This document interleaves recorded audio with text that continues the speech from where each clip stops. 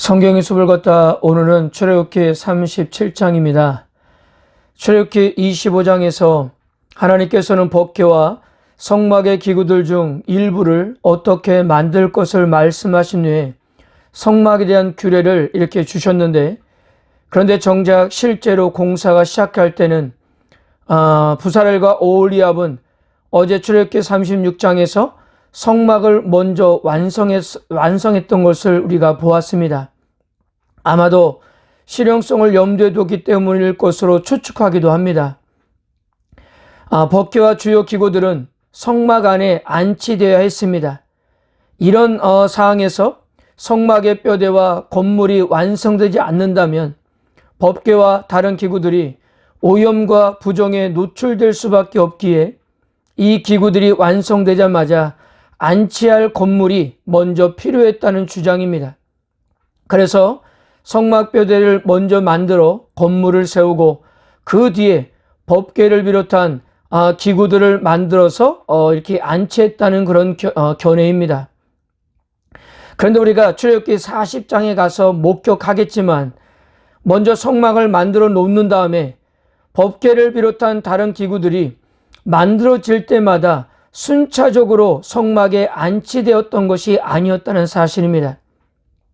출애굽기 40장의 내용을 보면 먼저 성막의 모든 부품들과 기구들을 일단 다 만들어 놓고 출애굽한 지 정확하게 1년이 지난 2년째 첫째 달 초하루에 이미 만들어 놓았던 성막을 조립하고 그곳에 법궤를 비롯한 다른 모든 기구들을 들여놓은 것으로 이렇게 출애굽기 40장을 소개하고 있기 때문입니다. 그러므로 출애굽기 36장에서 먼저 성막을 만들었던 것은 다른 기구들의 오염과 부정을 방지한다기보다는 오히려 성막 건축이 이스라엘의 연합의 사명임을 강조하기 위해서입니다.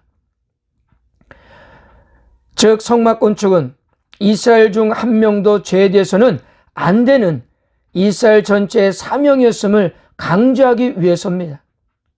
성막 구조를 완성하는 출애굽기 36장을 다시 보면 모든 이스라엘 사람들이 여기에 동참을 합니다. 어느 누구도 열애 없이 예물을 넘치도록 가져왔고요. 그리고 하나님께서 지혜와 총명을 주신 사람들이 함께 모여 이 일에 동참을 시작합니다. 그러니까요, 성막 건축은 이스라엘 전체의 사명이기 때문에 모든 사람의 관심과 헌신이 이것에 집중되어야 했기 때문입니다.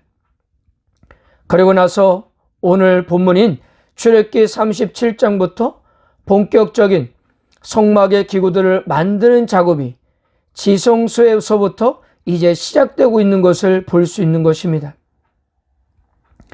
오늘 우리가 읽게 될 출애굽기 37장도 이미 출애굽기 25장에서 언급했던 내용입니다. 동일한 내용들은 출애굽기 25장의 영상을 참조해 보시고요. 오늘은 겹치지 않는 부분을 중심으로 한번 다뤄보겠습니다. 1절에서 9절까지 조각목으로 궤를 만들라고 하셨는데요. 여기서 말하는 궤는 바로 언약궤를 두고 하는 말입니다. 이 언약궤는 그 외에도 법궤라고 부르기도 하고 증거궤라고도 이렇게 부르기도 합니다. 특히 4절과 5절을 보면요, 조각목으로 채를 만들어 금을 싸고 그 채를 궤 양쪽 고리에 꿰어 궤를 매게 하였으며, 이 채들은 궤 양쪽 고리에 넣어서 궤를 어깨에 매게 하려는 목적을 가지고 있습니다. 이렇게 고리를 달고 채를 넣어 두는 것은 사람들이 성물에 손을 대지 않게 하므로 죽음을 면하게 하기 위함이었습니다. 민수기 4장 15절, 진영을 떠날 때 아론과 그의 아들들이 성소와 성소의 모든 기구도 없는 일을 마치거든 고앗 자손들이 와서 맬 것이니라. 그러나 성물은 만지지 말라. 그들이 죽으리라. 회막 물건 중에서 이것들은 고앗 자손이 맬 것이며, 사람의 손에 닿지 않게 한다는 것은 하나님의 임재를 상징하는 성물들이 결코 사람들의 주장에 의해서 좌우되어서는 안 된다는 것을 의미합니다. 훗날 다윗이 법궤를 옮기는 과정에서 이러한 갈등이 드러나지 않았습니까? 하나님께서 사람을 인도하는 것이지 사람이 하나님을 인도하는 것은 주객이 전도되었기 때문이었습니다. 그런데 출애굽기 37장에서는 채들은 궤 꼬리 안에 있게 하고 그 궤로부터 분리하지 말라는 말씀은 생략되어 있습니다. 채를 넣어두고 분리하지 않는 것에 대해서는 단순히 이동할 때의 편리함 때문에 아니면 부정한 곳으로부터 법궤를 보호하고자 하는 역할이라고도 할 수 있는데요. 그런데 여기에는 더 영적인 의미가 이렇게 담겨 있다는 사실입니다. 이 법궤는 하나님의 임재의 상징으로 이스라엘 백성들이 광야길을 걸어갈 때 그들의 앞길을 인도하게 될 것입니다. 그리고 가나안 땅에 정착할 때도 이 법궤는 두 가지 역할을 하게 돼요. 첫째, 법궤는 거룩한 전쟁이 있을 때 성전을 떠나 전쟁터로 앞장을 섰습니다.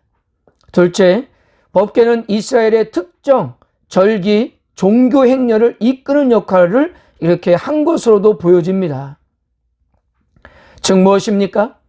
법궤는 언제나 이스라엘과 함께 움직일 준비가 되어 있는 하나님의 임재의 상징이었던 것입니다. 그러므로 하나님은 언제나 이스라엘과 함께 이동할 준비가 되신 함께 하시는 하나님이시기에 채들은 늘 법궤와 분리되지 않고 고리에 넣어져 있어야 했던 것입니다. 그래서 열왕기상 8장 8절에 보면 솔로몬이 이동하지 않고 고정된 장소에서 성전을 지어 법궤가 안치될 때도 채가 분리되지 않는 상태였다고 이렇게 기록하고 있습니다. 사랑하는 성도 여러분, 이렇게 하나님께서는 당신의 백성들과 함께 하시겠다고 성막 기구들을 통해서 의지를 이렇게 밝히고 있다는 사실입니다. 그리고 부살에는 순금으로 속죄소를 만들었습니다. 그 위에 그룹 둘을 속죄소 위에 만들어서 붙였습니다.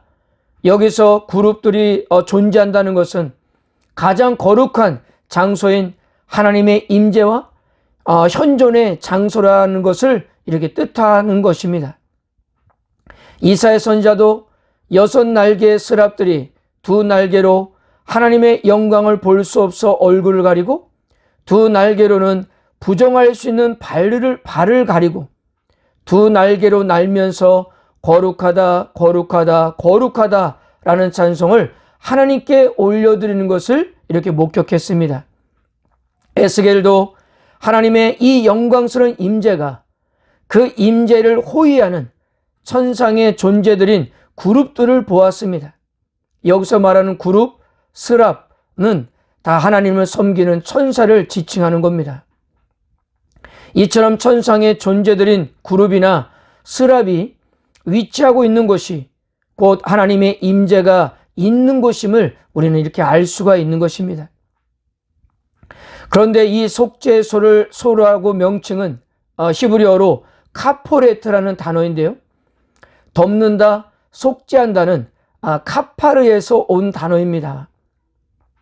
번제단에서 짐승의 피로 속죄제사를 드려질 때 하나님은 이곳 지성소 안의 속죄소에서 이스라엘의 죄를 잠시 덮어주심으로 그들의 용서의 삶을 살게 해주셨던 것입니다. 이처럼 구약적인 개념에서의 죄 용서는 죄가 완전히 사라지는 것이 아니라 흠이 없는 짐승의 피로 잠시 가려져서 하나님이 죄를 없는 것처럼 인정해 주는 거였습니다. 창세기 6장에 보면 노아 시대에 홍수로 모든 호흡 있는 것들이 죽을 때 하나님은 노아에게 너는 고페로 나무로 너를 위하여 방주를 만들되 그 안에 칸들을 막고 역청을 그 안팎으로 칠하라라는 명령을 주셨습니다. 그 방주 안에 있는 존재들을 살리기 위해서였어요. 여기서 고페르라는 나무는 구약 성경과 신약 성경에서 단 한 번밖에 이렇게 나타나지 않는 나무로 솔직히 어떤 종류인지는 알 수가 없습니다. 그래서 우리말 성경에서도 시브리어 발음 그대로 옮겨놓은 것입니다. 하지만 그 나무의 종류가 아닌 시브리어 발음인 고페르에라는 의미에서 우리는 충분히 그 의미를 생각해 볼 수가 있습니다. 여기서 역청이라는 단어가 코페로이고요. 칠하다라는 단어가 카파르이라는 단어입니다. 모두 의도적으로 유사한 발음을 내는 단어들을 골라 사용했다는 점이 방주의 목적이 될 것입니다. 칠하다를 뜻하는 카파르는 덮는다, 속죄한다는 의미로 방금 속죄소를 이야기할 때 썼던 카파르와 같은 단어입니다.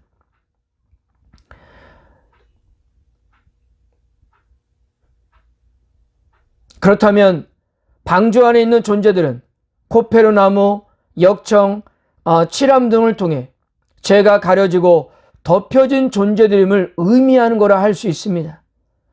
노아의 가족들이 완벽한 사람이어서 그곳에 있었던 것이 아니라 하나님께서 잠시 덮어주셨기 때문에 그들이 구원받았다는 거예요.